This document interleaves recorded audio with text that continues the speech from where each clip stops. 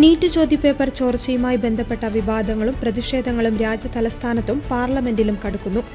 വിദ്യാർത്ഥി പ്രക്ഷോഭങ്ങൾ ശക്തമാകുന്ന പശ്ചാത്തലത്തിൽ കോക്രോച്ച് ജനതാ പാർട്ടി പ്രതിനിധികളുമായി കേന്ദ്ര സർക്കാർ ചർച്ച നടത്തി.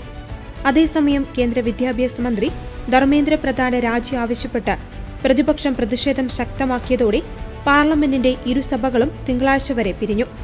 ഡൽഹി കോൺസ്റ്റിറ്റ്യൂഷണൽ ക്ലബ്ബിൽ വെച്ചാണ് CJP പ്രതിനിധികളായ സൗരവ് ദാസ്, അശുതോഷ് റാങ്കെ എന്നിവരുമായി കേന്ദ്ര സർക്കാർ കൂടിക്കാഴ്ച നടത്തിയത്.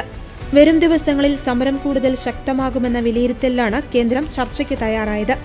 വിദ്യാഭ്യാസ മന്ത്രി ധർമ്മേന്ദ്ര പ്രധാൻ രാജിവെക്കണം, ജീവനൊടുക്കിയ വിദ്യാർത്ഥികളുടെ കുടുംബാംഗങ്ങൾക്ക് 1 കോടി രൂപ നഷ്ടപരിഹാരം നൽകണം, സമരം ചെയ്ത വിദ്യാർത്ഥികൾക്കെതിരെ ഡൽഹി പോലീസ് രജിസ്റ്റർ ചെയ്ത FIRകൾ റദ്ദാക്കണം എന്നീ 3 ആവശ്യങ്ങളായിരുന്നു സമരക്കാർ മുന്നോട്ടുവച്ചത്.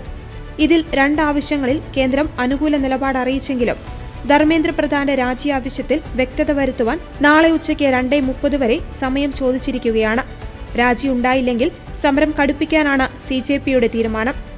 അതോടൊപ്പം ജന്തർ മന്ദറിൽ നടക്കുന്ന വിദ്യാർത്ഥി സമരങ്ങളിൽ പങ്കെടുക്കുന്നതിൽ നിന്ന് പ്രമുഖ സർവകലാശാലകൾ അധ്യാപകരെയും വിദ്യാർത്ഥികളെയും വിലക്കി. IIT Roorkee, Delhi university, JNU എന്നീ യൂണിവേഴ്സിറ്റികളാണ് വിലക്കേർപ്പെടുത്തിയത്. ജന്തർ മന്ദറിലെ സമരങ്ങളിൽ പങ്കെടുക്കരുതെന്നും സോഷ്യൽ മീഡിയയിൽ ഇത് പ്രചരിപ്പിക്കരുതെന്നും JNU മുന്നറിയിപ്പ് നൽകി. ലംഘിക്കുന്നവർക്കെതിരെ അച്ചടക്ക നടപടി ഉണ്ടാകുമെന്നും അറിയിപ്പുണ്ട്. സമരങ്ങൾക്ക് പിന്തുണ പ്രഖ്യാപിച്ച് ഇൻസ്റ്റഗ്രാമിൽ പോസ്റ്റ് ചെയ്ത വീഡിയോകളും സോനം വാങ്ചുക്കിന് പിന്തുണയേകിയ പോസ്റ്റുകളും നീക്കം ചെയ്യുവാൻ ചിന്താബാർ എന്ന വിദ്യാർത്ഥി കൂട്ടായ്മയോട് IIT ഡീൻ ആവശ്യപ്പെട്ടു. എന്നാൽ വിദ്യാർത്ഥികൾ വിലക്കുകൾ മറികടന്ന് ഐക്യദാർഢ്യ കൂട്ടായ്മ സംഘടിപ്പിച്ചു. വിദ്യാർത്ഥികൾക്കുമേൽ വിലക്കേർപ്പെടുത്തിയ സർവകലാശാല നടപടിയെ ലോക്സഭാ പ്രതിപക്ഷ നേതാവ് രാഹുൽ ഗാന്ധി രൂക്ഷമായി വിമർശിച്ചു.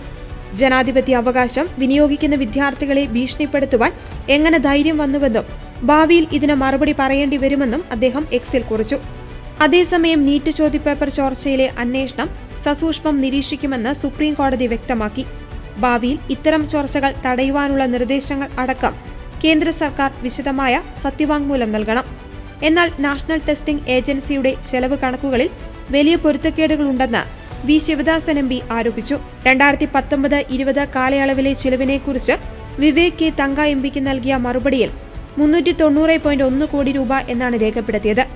എന്നാൽ ഇതേ ചോദ്യത്തിന് തനിക്ക് നൽകിയ ഉത്തരത്തിൽ 440.2 കോടി രൂപ എന്നാണ് കാണിച്ചിരിക്കുന്നതെന്ന് ശിവദാസൻ MP ചൂണ്ടിക്കാട്ടി. ഒരേ ചോദ്യത്തിന് 2 വ്യത്യസ്ത ഉത്തരങ്ങൾ നൽകിയതിൽ ദുരൂഹതയുണ്ടെന്നും അദ്ദേഹം ആരോപിച്ചു.